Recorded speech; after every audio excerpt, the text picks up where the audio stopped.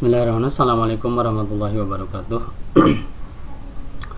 Untuk memenuhi tugas modul 3.1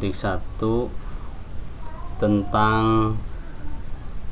pengambilan keputusan berbasis nilai-nilai kebajikan sebagai pemimpin, saya akan mereview tentang paradigma dilema etika.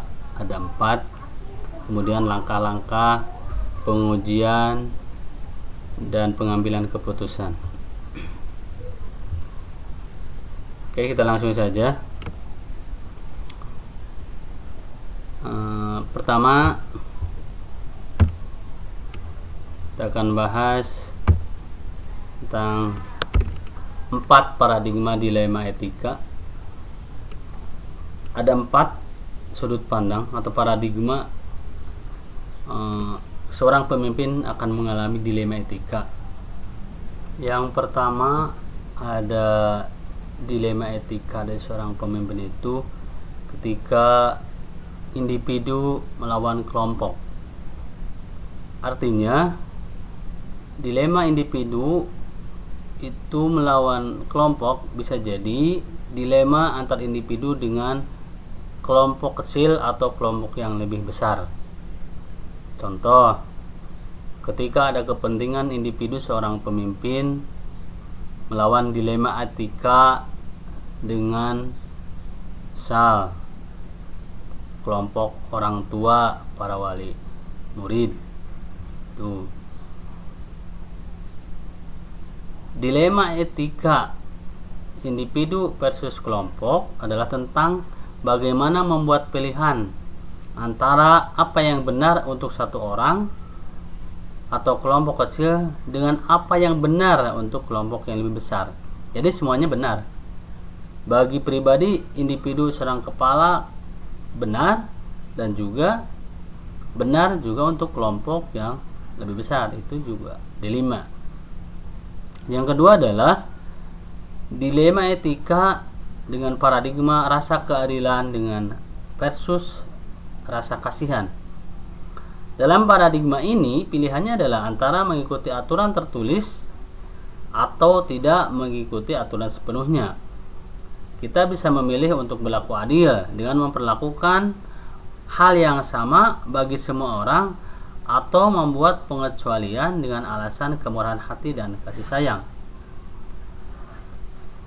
Itu dilema etika paradigma yang kedua, rasa keadilan dengan rasa kasihan.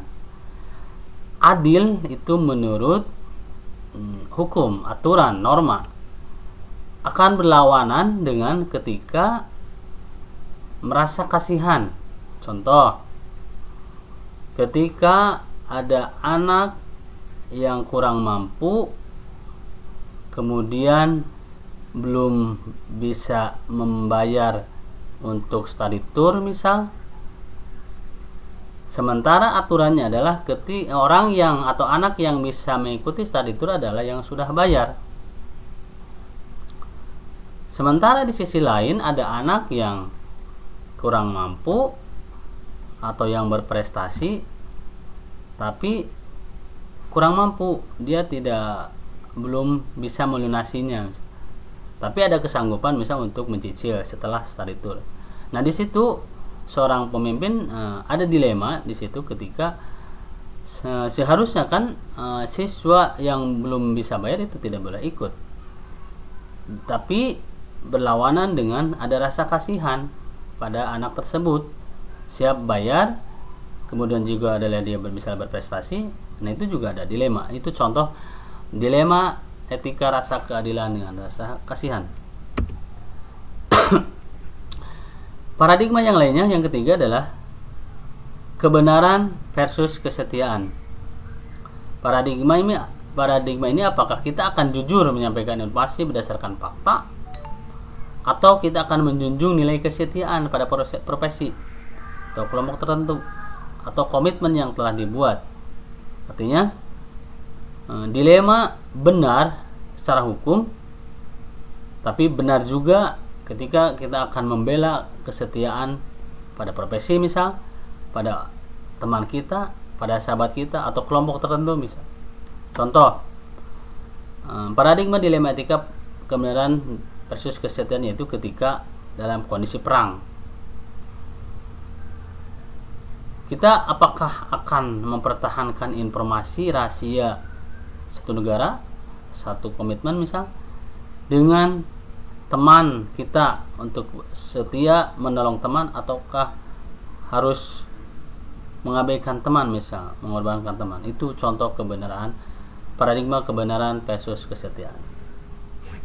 Kemudian juga ada paradigma dilema etika yaitu dilema jangka pendek versus jangka panjang.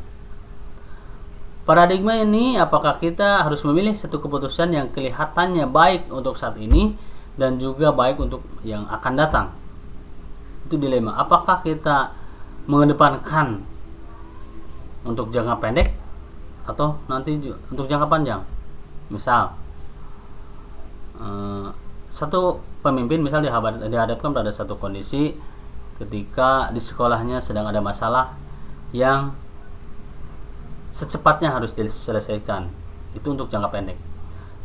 Melawan jangka panjang, misal pada saat yang berbarengan, pada saat itu seorang pemimpin juga dihadapkan misal untuk kegiatan yang sifatnya untuk jangka panjang, untuk prestasi, untuk karir ke depannya.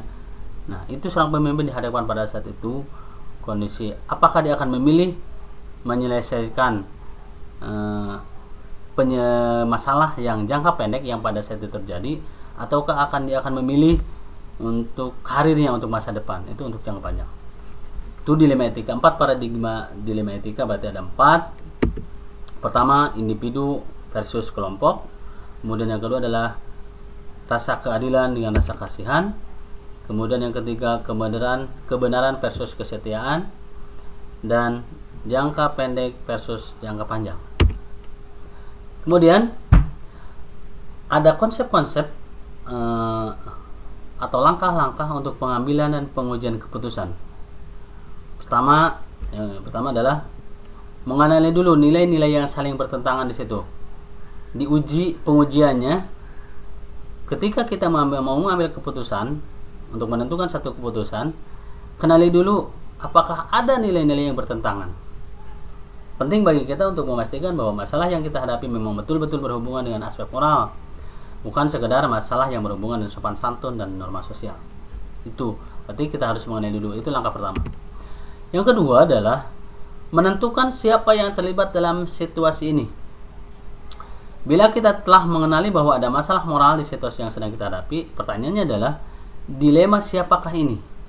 Yang terlibat itu orang-orang yang siapa saja, apakah kita, kemudian mungkin ketika di sekolah dengan guru, dengan siswa, dengan orang tua siswa. Nah, kita tentukan dulu siapa yang terlibat pada situasi ini. Bila kita telah mengenali bahwa ada masalah moral di situasi yang sedang kita hadapi, pertanyaan adalah dilema siapakah ini? Bukan berarti kalau permasalahan tersebut bukan dilema etika, dilema kita, maka kita menjadi tidak peduli.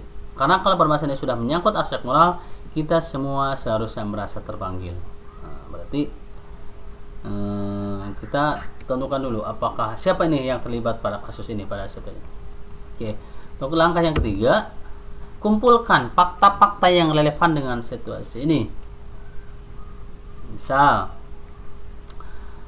ketika mau mengambil pengujian pada saat kasus dilema ketika akan memberangkatkan siswa study tour misal.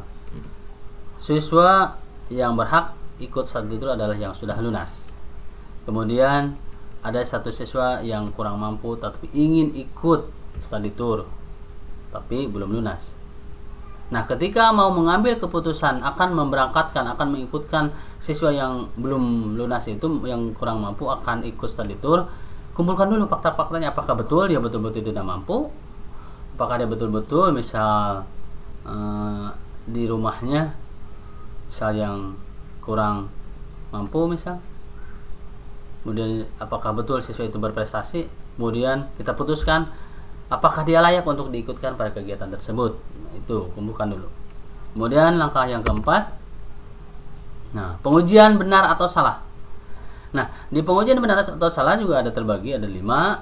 Ada uji legal secara hukum, kemudian secara regulasi profesional, ada uji intuisi. Intuisi adalah uji perasaan, bagaimana ketika misal siswa tersebut tidak diikutkan, apakah salah atau benar. Kemudian juga ada uji publikasi, ketika dipublikasikan di media sosial, apakah itu akan memunculkan reaksi ketika misal anak tersebut tidak diikutkan dan juga diikutkan gitu. Kemudian juga ada uji panutan. Uji panutan itu adalah ketika misal yang terjadinya itu adalah pada orang tua kita atau tokoh kita gitu. Itu bisa untuk pengujian benar atau salah pakai uji panutan. Kemudian pengujian paradigma benar dengan benar. Pentingnya mengidentifikasi paradigma ini bukan hanya mengelompokkan permasalahan, namun membawa pemenajaman bahwa situasi yang Anda hadapi betul-betul mempertentangan antara dua nilai-nilai inti kebajikan yang sama-sama penting. Itu benar dengan benar. Contoh tadi, benar juga ketika anak yang berhak untuk studi itu adalah yang sudah lunas, benar. Kemudian benar juga ketika anak yang kurang mampu juga itu diberangkatkan, dengan tadi kesetiaan versus rasa kasihan. Kemudian konsep pengambilan keputusan atau pengujian keputusan itu yang selanjutnya adalah melakukan prinsip resolusi. Berpikir berbasis hasil akhir. Hasilnya seperti apa? Berbasis peraturan, mengikuti peraturan. Kemudian berpikir berbasis rasa peduli. Kita peduli kasihan terhadap anak tersebut. Itu bisa pakai prinsip itu. Kemudian konsep atau langkah selanjutnya adalah investigasi opsi trilema. Artinya pada saat itu kita juga bisa memunculkan opsi yang ketiga. Apakah dia tidak diikutkan? Apakah dia diikutkan? Atau ada opsi lain ketika misal tidak diikutkan anak tersebut pada study tour. Misal dia untuk membuat clipping dengan tema yang sama ketika study tour. Siswa yang study tour juga melakukan kegiatan di sana. Kemudian yang tidak ikut pun harus juga mengerjakan apa yang sama lah dengan kegiatan di study tour siswa tersebut. Misal tadi pembuatan clipping atau merangkum atau apa saja yang berhubungan dengan materi yang sama dengan study tour tersebut. Itu opsi yang ketiga, bisa menggunakan seperti itu. Kemudian langkah selanjutnya, baru kita membuat keputusan. Apakah anak itu diberangkatkan, tidak diikut sertakan, atau tadi mengambil yang opsi ketiga. Kemudian langkah selanjutnya dari pengambilan dan pengujian keputusan adalah lihat lagi keputusan apakah itu betul-betul mewakili atau mengikuti aturan atau mengikuti rasa kasihan atau rasa peduli. Lihat lagi keputusan tersebut dan refleksikan, kita berpikir dibolak-balik, apakah pengambilan keputusan itu adalah sudah benar atau salah, atau nanti akan memunculkan reaksi di siswa atau di guru ataupun di wali murid. Terima kasih mereview konsep-konsep tentang pengambilan dan pengujian keputusan dan dilema etika dari seorang pemimpin. Terima kasih. Assalamualaikum warahmatullahi wabarakatuh.